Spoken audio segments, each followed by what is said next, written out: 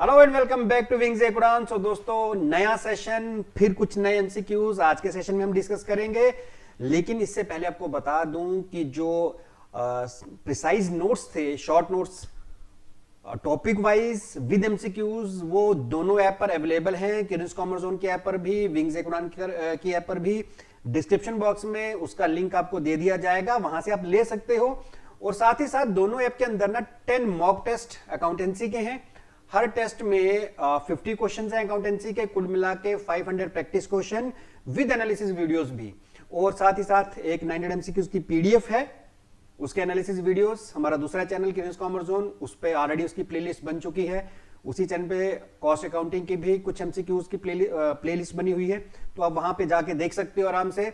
और साथ ही साथ आपको ये बता दूं कि अगर आप अकाउंटेंसी का कोई कोर्स ले रहे हो विंग से, तो आपको अप्लाई करना है कूपन कोड किरण सर के नाम से, आपको 10% एक्स्ट्रा ऑफ मिल जाएगा। तो ये काम कर लेना, एक्स्ट्रा 10% ऑफ आपको मिल जाएगा। तो चलिए दोस्तों, शुरू करते हैं हमारा आज का सेशन, जिसमें पहला एमसीक्यू आपका रहेगा payment on the basis of the work done irrespective of the time taken by the worker is called. देखिए, वर्कर को हम जो वेजेस देते हैं वो किस बेस पे देते हैं? या तो हम उसको कहते हैं भैया जितना काम करोगे, जितने यूनिट्स बनाओगे, उस रेट पे हम आपको वेजेस देंगे, या कहेंगे भैया इतने घंटे काम कर लो, उस हिसाब से हम वेजेस देंगे। क्वेश्चन क्या पूछा गया? Payment on the basis of work done, काम के हिसाब से wages irrespective of the time taken by worker is called. उस सिस्टम को क्या कहते हैं जहां पर हम काम के हिसाब से वेजेस देते हैं? फॉर एग्जांपल, मैं किसी वर्कर को बोलूं भाई तुम्हें मैं 2 रुपए पर यूनिट दूंगा जितने यूनिट तुम बनाओगे। तो सपोज करो अगर वो 50 यूनिट बनाता है और उसको मैं 2 रुपए पर यूनिट के हिसाब से 100 रुपया दे रहा हूं, तो किस रेट पे दे रहा हूं? उस प्लान को क्या कहते हैं? Time rate, premium plan, piece rate या बोनस। तो आपको समझ आ ही गया होगा, उस प्लान को हम कहते हैं पीस रेट प्लान, यानी जितने पीसेस या जितने यूनिट्स वो बनाएगा उस हिसाब से हम उसको पेमेंट करेंगे, जिसको हम बोलेंगे पीस रेट प्लान। चलिए आगे बढ़ते हैं। Next MCQ is which method of ways payment proves to be injurious to workers health। कौन सा मेथड है जो वर्कर की हेल्थ के लिए इंजीरियस है, मतलब जिससे उनकी हेल्थ पे कोई खतरा आ सकता है? Health is premium plan, time rate system, और ऑन प्लान या पीस रेट सिस्टम। देखिए, हमने अगर वर्कर्स को यह बोला कि भाई आप यूनिट्स बनाओ, पीस बनाओ, पीस के हिसाब से हम पेमेंट करेंगे, तो वर्कर क्या करेंगे? ज्यादा पीस बनाने की कोशिश करेंगे, वो ज्यादा टाइम जो है काम करेंगे। और अगर ज्यादा टाइम काम करेंगे तो ज्यादा काम करने से भी क्या होता है? आपकी हेल्थ खराब होती है। तो कौन से सिस्टम से? पीस रेट सिस्टम से। क्यों? क्योंकि इस सिस्टम से वर्कर को अगर कोई जरूरतमंद है जिसको थोड़ा एक्स्ट्रा पैसा कमाना है, वो ज्यादा टाइम लगाएगा, ज्यादा टाइम लगाने पे, ज्यादा काम करने से उसकी हेल्थ खराब होगी। तो पीस रेट सिस्टम जो है वर्कर्स के लिए हेल्थ पॉइंट ऑफ व्यू से सही नहीं है। चलिए नेक्स्ट पे चलते हैं। Next is strict supervision is required under which method of ways payment. तीनों ही कॉस्ट के हैं। किस मेथड के लिए, वेज पेमेंट का कौन सा मेथड है जिसके लिए हमें सुपरविजन की जरूरत पड़ती है? Strict supervision. देखिए, पीस रेट में हमें सुपरविजन की जरूरत नहीं है। क्यों भाई? हमने सिंपल वर्कर को बोल रखा है जितने पीसेस बनाओगे, जितने यूनिट्स बनाओगे, उस हिसाब से पेमेंट करेंगे, तो हमें फर्क नहीं पड़ता वो टाइम अपना दे रहे या नहीं दे रही, हमें तो पीसेस के हिसाब से पे करना है। लेकिन जहां पे टाइम रेट सिस्टम होगा, जो कि इसका आंसर भी है, वहां पर हमें सुपरविजन चाहिए। क्योंकि अगर हम टाइम के हिसाब से पेमेंट कर रहे हैं तो हमें यह भी देखना होगा कि टाइम के हिसाब से वो प्रोडक्शन कर भी रहा है, काम कर भी रहा है या नहीं।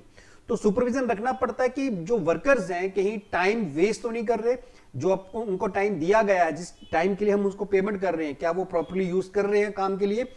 तो टाइम रेट सिस्टम जब होता है तो हमें स्ट्रिक्ट सुपरविजन की जरूरत पड़ती है। इसके भी बारे में बात कर दूं, Taylor's differential piece rate system. Differential मतलब अलग अलग। ये क्या सिस्टम है जिसमें क्या होता है कि जो स्लो वर्कर्स, दो तरह के वर्कर्स होंगे। एक स्लो होंगे, यानी धीरे धीरे काम करते हैं, मेरी तरह आलसी, और एक होते हैं जो जल्दी जल्दी काम निपटाते हैं। तो इस प्लान के अकॉर्डिंग क्या होता है कि जो स्लो वर्कर्स हैं, जो धीरे धीरे काम करते हैं, टाइम ज्यादा वेस्ट करते हैं किसी चीज के लिए, किसी चीज के ऊपर, तो उनको कम वेजेस दी जाती हैं। और जो ज्यादा मतलब एफिशिएंटली ज्यादा प्रोडक्शन करते हैं कम टाइम में, उनको ज्यादा वेजेस दी जाती है। तो बेसिकली होता है क्या कि जो स्लो वर्कर्स हैं उनको पेनलाइज करो, और जो फास्ट वर्कर्स हैं जो जल्दी जल्दी काम करते हैं उनको रिवार्ड करो। तो वो सिस्टम को हम कहते हैं Taylor differential piece rate system. Halsey's premium plan क्या है, ये इसके बारे में थोड़ा सा बता दूं। वर्कर्स को एक स्टैंडर्ड टाइम दिया जाता है, भाई ये आपको 10 घंटे दिए गए हैं, इस 10 घंटे के अंदर आपने ये काम करना है। और अगर कोई वर्कर मान लो 8 घंटे में ही वो काम कर लेता तो उसने 2 घंटे आपके लिए बचा लिए, तो फिर क्या किया जाता है, उस वर्कर को रिवार्ड किया जाता है। जो 2 घंटे उसने टाइम सेव किया उसमें उसको रिवार्ड किया जाता है कितना, 33% से लेके 66% तक अप्रोक्सीमेटली उसको वेजेस दी जाती है। यानी जो वेजेस बनेगी उसका 33% से लेके टू 66 अप्रोक्सीमेटली परसेंट तक उसको वो एक तरह से रिवार्ड दिया जाता है जितनी वेज की पेमेंट बनती है। तो ये है हेल्सिस प्रीमियम प्लान। अगर कभी क्वेश्चन आ जाए इन पे तो चलो थोड़ा आपको नॉलेज होगी तो आंसर भी दे पाओगे। IGST is levied on, IGST किस पे लगाते हैं, देखो आईजीएसटी लगाते हैं interstate. Interstate sale of goods क्या होती है, जिसमें बायर और सेलर अलग अलग स्टेट से हों, उसको कहते हैं इंटरस्टेट। और इंटरस्टेट मतलब बायर और सेलर सेम स्टेट से हों। तो इंटरस्टेट पे जहां पर बायर और सेलर अलग अलग स्टेट से हैं उसके लिए हम क्या लगाते हैं, आईजीएसटी। नेक्स्ट क्वेश्चन पे मूव करेंगे। Next question is accounting is considered as, बड़ी बार ये क्वेश्चन शायद डिस्कस कर लिया तो अब इसको एक्सप्लेन नहीं करूंगा, दोनों है, आर्ट भी है और साइंस भी है। What adjustment entry is passed at the end of the year for outstanding expense? वो खर्चा जो अभी तक आउटस्टैंडिंग है, पेमेंट नहीं की, उसके लिए एडजस्टमेंट एंट्री क्या होगी। देखिए expense will remain expense whether paid और नॉट, तो एक्सपेंस को तो हमेशा डेबिट किया ही जाएगा। और अगर वो आउटस्टैंडिंग है, अगर पे नहीं किया गया तो आउटस्टैंडिंग एक्सपेंस हमारी लायबिलिटी है, और लायबिलिटी जब भी इंक्रीज होती है तो क्रेडिट होती है, तो हम यहां लिखेंगे आउटस्टैंडिंग एक्सपेंस। ठीक है, डेबिट क्यों किया, क्योंकि ये एक्सपेंस है, रूल होता है debit all expense. Outstanding expense credit क्यों किया, क्योंकि लायबिलिटी है, और लायबिलिटी के लिए इंक्रीज जब होती है तो इंक्रीज लायबिलिटी की क्या होती है, क्रेडिट होती है, इसलिए यहां पर आउटस्टैंडिंग एक्सपेंस को क्रेडिट करेंगे, जो कि हमारा फर्स्ट आंसर रहेगा। चलिए जी बढ़ते हैं नेक्स्ट एमसीक्यूज की तरफ। तो वो है goods worth ₹3000 was destroyed by fire, it should be credited to. Goods destroy हो गई फायर से, किसको क्रेडिट करेंगे। देखिए अगर मैं इसकी जनरल एंट्री बनाऊं तो loss by fire, losses expenses हमेशा डेबिट किए जाते हैं, तो लॉस को तो मैं करूंगा डेबिट, और क्रेडिट किसको करूंगा, परचेज को। जब भी गुड्स डिस्ट्रॉय होंगी तो परचेज को आपने क्रेडिट कर लेना है, जो कि हमारा ये आंसर है। डेबिट किसको करना है, अगर पूछा होता है क्रेडिट की जगह डेबिटेड, कि डेबिटेड किसको करते हैं, देन इन दैट केस हमारा आंसर रहता है लॉस बाय फायर। चलिए जी नेक्स्ट पे मूव करते हैं। Sale of office computer to Mohan for cash should be credited to. हमने मोहन को ऑफिस फर्नीचर बेचा, किसको क्रेडिट करेंगे भाई, हमने बेचा तो हमारे पास क्या आया, कैश आया, कैश को तो करेंगे डेबिट, और बेचा क्या था, कंप्यूटर, तो कंप्यूटर को कर देंगे क्रेडिट। तो हमें पूछा गया किसको क्रेडिट करेंगे, तो हम करेंगे कंप्यूटर को क्रेडिट। क्वेश्चन पूछा होता किसको डेबिट करना है, तो कैश अकाउंट को हम डेबिट कर देते हैं। चलिए जी आगे बढ़ते हैं। नेक्स्ट क्वेश्चन आपका रहेगा 10th। Bought goods from Gopal 2500 was recorded in his account 5200. Now Gopal account should be debited with. देखिए हमने गोपाल को गुड्स बेची, मान लो अगर मैं गोपाल को गुड्स बेचता उधार में, यहाँ पे बेची नहीं खरीदी है, तो मेरी एंट्री रहती परचेज टू गोपाल। मैंने गोपाल को गुड्स बेची मैंने 2500 की, लेकिन परचेज गोपाल को मैंने क्रेडिट कर दिया 5200। हालांकि मुझे उसको क्रेडिट करना था किसके साथ, मुझे करना था 2500 के साथ। अब मुझे एडजस्टमेंट एंट्री पास करनी है, मुझे बताना गोपाल को अब मुझे डेबिट करना पड़ेगा। देखो अकाउंट्स में क्या है कि कैंसिलेशन के लिए, माइनस के लिए आपको रिवर्स करना है। रिवर्स का मतलब क्या है, अगर पहले वो डेबिट किया गया है तो उसको क्रेडिट कर दो, अगर वो पहले क्रेडिट किया गया है तो डेबिट कर दो। अब यहां पे गोपाल को क्या किया गया है, क्रेडिट किया गया है, लेकिन क्रेडिट हमने ज्यादा कर दिया, करना था 2500 कर दिया 5200। कितना ज्यादा कर दिया, 2700। इसका मतलब अब मुझे 2700 रुपए इसको कैंसिल करने के लिए, माइनस करने के लिए क्या करना पड़ेगा, गोपाल को डेबिट करना पड़ेगा। तो किस अमाउंट से, मैं पूछा गया किस अमाउंट से डेबिट करना पड़ेगा, वो डिफरेंस हम दोनों का होगा, दैट इज 2700। बढ़ते हैं नेक्स्ट एमसीक्यू की तरफ। Which of the following is an example of representative personal account. इसमें से कौन सा है जो रिप्रेजेंटेटिव पर्सनल अकाउंट है। गोपाल एंड सन्स ये आर्टिफिशियल पर्सनल अकाउंट है। भाई जिस नाम से हम किसी बिजनेस को शुरू करते हैं वो हमारा आर्टिफिशियल पर्सनल अकाउंट होता है। आउटस्टैंडिंग सैलरी अकाउंट ये हमारा होता है representative personal account, representative personal account. Outstanding salary, prepaid expense, accrued income, ये रिप्रेजेंटेटिव है। प्रीपेड रेंट ये भी हमारा सेम है, रिप्रेजेंटेटिव पर्सनल अकाउंट। तो हमें पूछा गया है रिप्रेजेंटेटिव पर्सनल अकाउंट कौन है, कौन से हैं, तो आंसर हमारा क्या रहेगा, बोथ बी एंड सी, ये दोनों ही रिप्रेजेंटेटिव हैं, तो आंसर भी यही रहेगा। चलिए जी आगे बढ़ते हैं। Loss and sale of furniture account is debited to, हमें फर्नीचर को बेचने पे लॉस हुआ, हम किसको डेबिट करेंगे, फर्नीचर अकाउंट को, प्रॉफिट लॉस अकाउंट को, देखिए डेप्रिसिएशन का तो कोई यहां रोल है ही नहीं। Loss and sale of furniture किसको डेबिट करेंगे, देखिए फर्नीचर में जो लॉस एंड सेल है, फर्नीचर में याद रखना, अगर फर्नीचर अकाउंट में लॉस एंड सेल है तो फर्नीचर अकाउंट में हम लॉस एंड सेल को क्रेडिट करते हैं, डेबिट नहीं करते, क्रेडिट करते हैं। प्रॉफिट एंड सेल जो है वो लिख देता हूं यहां पर, profit and sale furniture account के अंदर, याद रखना फर्नीचर अकाउंट के अंदर डेबिट किया जाता है, और लॉस को क्या किया जाता है, क्रेडिट। हमें पूछा गया डेबिट किसको करना, तो ये तो है नहीं। प्रॉफिट एंड लॉस अकाउंट, आपको पता है कि प्रॉफिट एंड लॉस अकाउंट में जो डेबिट साइड होती है इसमें हम अपने एक्सपेंस और लॉसेस डालते हैं, तो जो भी हमें लॉस एंड सेल हुआ वो प्रॉफिट एंड लॉस अकाउंट में, प्रॉफिट एंड लॉस अकाउंट में डेबिट किया जाएगा, जो कि हमारा ये आंसर रहेगा सी। तो चलिए अब आगे बढ़ते हैं। Sold goods costing 20,000 to Gopi at a profit of 25% cost less 10% trade discount and 2% cash discount, we will credit sale by, हमें सेल को किस अमाउंट से क्रेडिट करना होगा, ठीक है। पहले गुड्स की कॉस्ट क्या है, कॉस्ट ऑफ गुड्स 20,000। आपको पता है कि सेल प्राइस हम कैसे निकालते हैं, cost plus profit, C plus P यानी कॉस्ट प्लस प्रॉफिट, और प्रॉफिट कितना है 25%, किसका 25%, ये भी हमेशा याद रखो, 25% बोला है कॉस्ट पे, तो कॉस्ट तो हमें दी है, तो प्रॉफिट निकाल लेते हैं। पहला काम हमारा क्या होगा, प्रॉफिट निकालो, तो 20,000 का मैं 25% करूंगा, ये 4 के साथ कट गया, ये 5 के साथ, यानी 5,000, ये हमारा प्रॉफिट है। तो सेलिंग प्राइस क्या हो गया, मैंने क्या बताया formula, cost plus profit, cost कितनी है 20,000 प्लस प्रॉफिट कितना है 5,000, यानी मुझे पता चल गया कि सेलिंग प्राइस 25,000 है, बराबर। लेकिन इस पे 10% हमें क्या देना है, ट्रेड डिस्काउंट। तो आपको पता है जो भी सेलिंग प्राइस होगा उसमें से ट्रेड डिस्काउंट माइनस हो जाएगा 10%, तो 25,000 का अगर मैं 10% लूं तो वो बनता है 2,500, माइनस कर दो इसमें से, अब बचा कितना है 22,500, क्लियर है।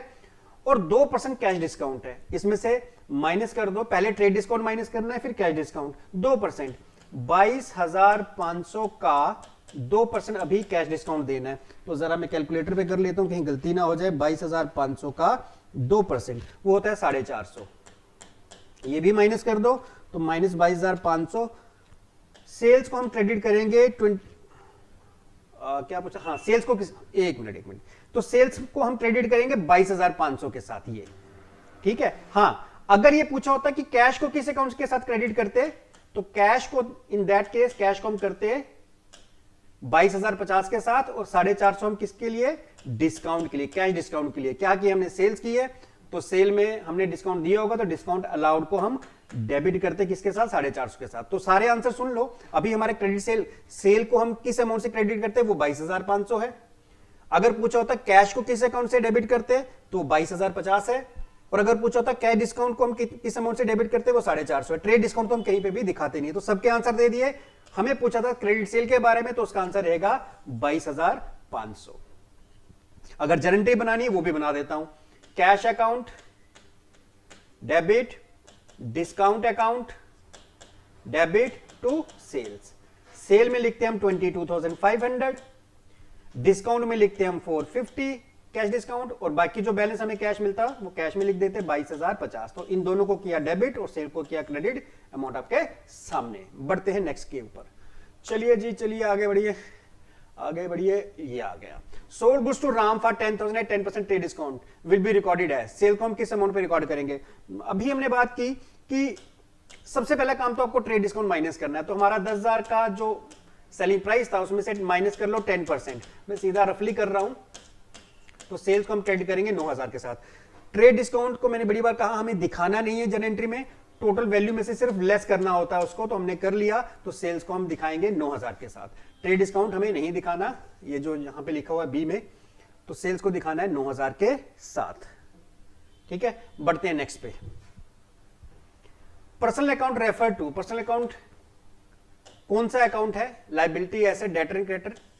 पर्सनल अकाउंट कौन सा है? Debtor, creditor. डेटर और क्रेडिटर, डेटर हमारे एसेट्स, क्रेडिटर हमारी लायबिलिटी। तो पर्सनल अकाउंट जो किसी के नाम से जुड़ा अकाउंट है, या तो हमारा एसेट होगा या हमारी क्या होगी? लायबिलिटी। या तो हमने उसका पैसा देना होगा या उसने हमारा पैसा देना होगा, तो डेटर या क्रेडिटर्स होंगे। चलिए जी नेक्स्ट पे मूव करते हैं। Stock of pencil, eraser, inkpot is not shown as asset, rather these are shown as revenue expenditure based on। जो पेंसिल, इरेजर, इंकपॉट यानी छोटी छोटी चीजें हैं, उनको हम एसेट नहीं दिखाते, रेवेन्यू एक्सपेंडिचर दिखाते हैं। किसके अकॉर्डिंग? किस प्रिंसिपल के according? Principle of prudence, historical cost principle, materiality principle, matching. उसको हम एसेट नहीं दिखाते एज पर मेटेरियलिटी प्रिंसिपल, कि इनको हम दिखाएं या ना दिखाएं, शो करें या ना करें, तो इससे हमें कोई फर्क नहीं पड़ता। तो मेटेरियल प्रिंसिपल के अकॉर्डिंग हम इसको नहीं दिखाते। चलिए जी आगे बढ़ते हैं। Cash book of Ram has 4000 balance at bank, he sent cheque amount ₹10,000 for collection, but as per passbook cheque for ₹8500 have been credited so far, his passbook balance must be. देखिए, तो मैंने आपको क्या कहा था, आपके पास एक कैश बुक का बैलेंस हो सकता है या फिर पासबुक का बैलेंस हो सकता है। अगर कैश बुक का बैलेंस है तो पासबुक की तरफ जाना है, पासबुक का है तो कैश बुक की तरफ जाना है, बराबर है। अभी हमारे पास कैश बुक का बैलेंस है, मान लो स्टार्टिंग में दोनों बैलेंस 4-4 हजार बराबर थे, ठीक है, मान के चलते हैं। अब उसने एक चेक भेजा 10,000 का कलेक्शन के लिए, but as per passbook cheque for ₹8500 has been credited. 10,000 का उसने चेक भेजे थे, 8500 क्रेडिट हो गया, यानी 8500 तो जमा हो गया, इसका मतलब बैलेंस बचा 1500। जो क्रेडिट नहीं हुआ हमें इसी की एडजस्टमेंट करनी है, ठीक है। तो हम इसी की बात करेंगे। मान लो अगर मैं बैंक में कोई चेक भेजता हूं क्लियरेंस के लिए, तो चेक भेजा तो मैं यहां पे पहले 1500 माइनस कर लूंगा। मैं भी इसी की बात करूंगा जो एडजस्ट नहीं हुआ, कि मैंने एक चेक बैंक में जमा करवा दिया, अकॉर्डिंगली मैंने अपना कैश बैलेंस जो है वो बढ़ा दिया 1500, कि बैंक में भी ये बैलेंस बढ़ेगा। लेकिन बैंक में वो बैलेंस जमा हुआ नहीं, तो मेरा यहां 4000 और यहां बैलेंस बढ़ गया कितना? 5500। मैंने क्या कहा था, अगर कैश बुक है तो मुझे पासबुक के बैलेंस की तरफ जाना है, अगर मुझे इसको इसके बराबर लाना है तो 1500 क्या करना पड़ेगा? माइनस करना पड़ेगा। तो यही पूछा गया है कि अगर 4000 बैलेंस था, तो 4000 बैलेंस में से ये जो 4000 है, मुझे तो नेट ये लेके चलना है, 4000 बैलेंस में से ये 1500 मुझे माइनस करना पड़ेगा। क्यों? क्योंकि अभी तक ये मेरे बैंक में रिफ्लेक्ट नहीं हुआ, बैंक बैलेंस मेरा 1500 बढ़ा नहीं है, वो पहले वाला बैलेंस ये जितना पहले था। तो मुझे वही वापस लाने के लिए इस 4000 में से वो 1500 क्या करना पड़ेगा? माइनस करना पड़ेगा। तो मेरा कितना बचेगा? बचेगा 2500। और कौन सा बैलेंस? 2500 डेबिट बैलेंस ही बचेगा। D is the right answer, ठीक है। तो फिर से समझ लो, 4000 था, मैंने चेक भेजा, इसका मतलब यहां पे मैंने 1500 ऐड कर लिया था, लेकिन बैंक में वो चेक जमा नहीं हुआ, तो मैं इस 1500 को वापस से क्या कर दूंगा? माइनस कर दूंगा। माइनस करने के बाद मेरा कितना बैलेंस आएगा? 2500 डेबिट बैलेंस, क्योंकि ऑलरेडी पहले से डेबिट बैलेंस था, 4000 का डेबिट बैलेंस बढ़ा है, तो 1500 निकालने के बाद भी डेबिट बैलेंस ही बचेगा। बढ़ते हैं आगे। Which of the following is not the branch of accounting? इसमें से कौन सी है जो अकाउंटिंग की ब्रांच नहीं है?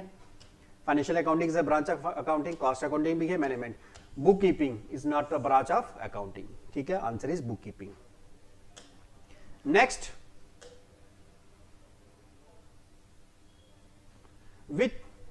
which of these is not an example of current liability? वो लाइबिलिटी जो विद इन 1 ईयर हमें पे करनी है, वो करंट लाइबिलिटी से कौन सी नहीं है? एक्रूड इनकम, ये करंट लाइबिलिटी नहीं है, करंट एसेट है। आउटस्टैंडिंग एक्सपेंस, ये करंट लाइबिलिटी है। एडवांस इनकम करंट लाइबिलिटी, ये भी करंट लाइबिलिटी। ये तीनों करंट लाइबिलिटीज हैं, ये हमारा करंट एसेट है। तो कौन सी नहीं है current liability? That is a. Next पे करते हैं move. Next is partner withdrew 8000 cash on 1 April and 1 October. Rate of interest drawing पे 6% है, what will be the amount of interest? देखो, 2 बार ड्राइंग्स की इसने। पहली बार जो ड्राइंग्स की 1 अप्रैल को की, 1 अप्रैल से लेकर अगले साल की 31 मार्च, यानी पूरे साल का इंटरेस्ट। पहली ड्राइंग कितने की थी? 8000 की। 6% हम पहले कैलकुलेट कर लेंगे, 480, बराबर है। दूसरी ड्राइंग इसने की कब? 1 अक्टूबर, वो भी 8000 निकाले। लेकिन 1 अक्टूबर से अगर मैं 31 मार्च तक मंथ काउंट करूं तो बनते हैं 6 महीने। इसका मतलब जो दूसरी ड्राइंग 8000, इस पे 6% इंटरेस्ट साल का है, लेकिन 6 महीने का लगेगा, तो वो कितना हो गया? 240। कुल मिला के दोनों ड्राइंग्स का इंटरेस्ट कितना हो गया? 720। तो मेरा आंसर रहेगा सी।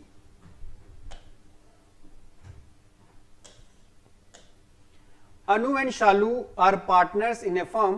They are entitled to get interest on their capital, but the net profit is not sufficient to pay interest.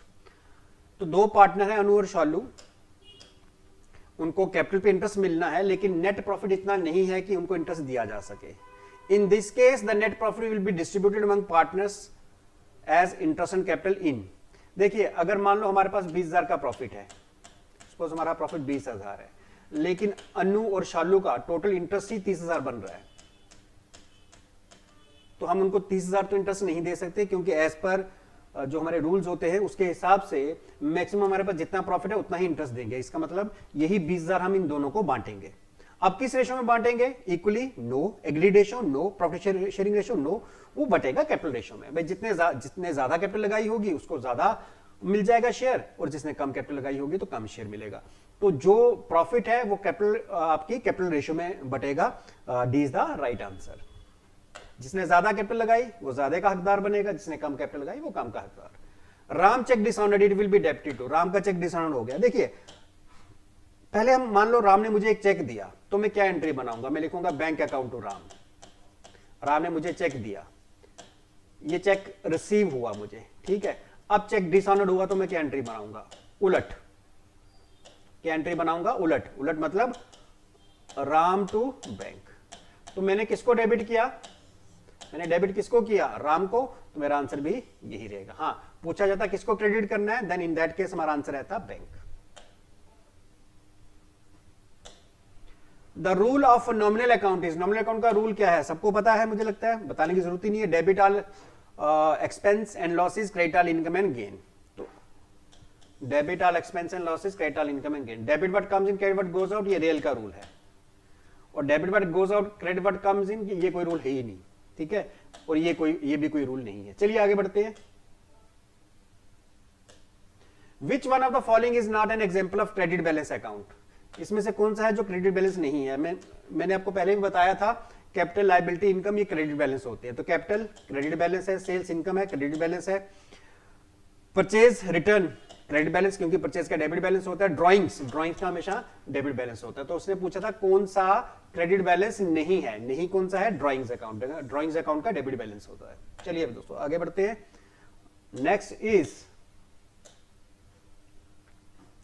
following transactions were made by trader, due to these transactions the total sale book will be। एक कुछ transaction किए trader ने, उसकी वजह से cell book कितनी होगी? Sold. अब एक चीज याद रखो, सेल्स बुक जो होती है, सेल्स बुक, इसमें याद रखना हमेशा हम क्रेडिट सेल्स रिकॉर्ड करते हैं, क्रेडिट सेल्स, ये याद रखना। सोल्ड गुड्स टू गुप्ता, 4,000 की गुप्ता को गुड्स बेची, ये क्रेडिट सेल है। क्यों? कैश की जगह नाम का जिक्र हो रहा है, और नाम का जिक्र हो तो क्रेडिट सेल होती है, बराबर है।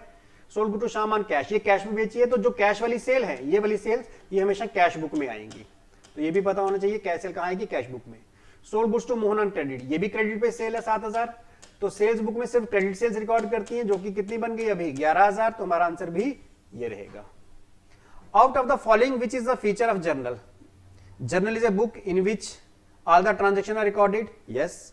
इन journal are transaction recorded in chronological order, ये भी सही है। Journal has recorded of daily has a record of daily transaction, ये भी सही है। डी ऑल ऑफ द वो, हाँ जी, यही इसका आंसर रहेगा। तो दोस्तों ये थे 25 एमसीक्यूज आज के। नेक्स्ट एमसीक्यूज आपको मिलेंगे कल के सेशन में। आज के लिए इतने दोस्तों, थैंक यू वेरी मच।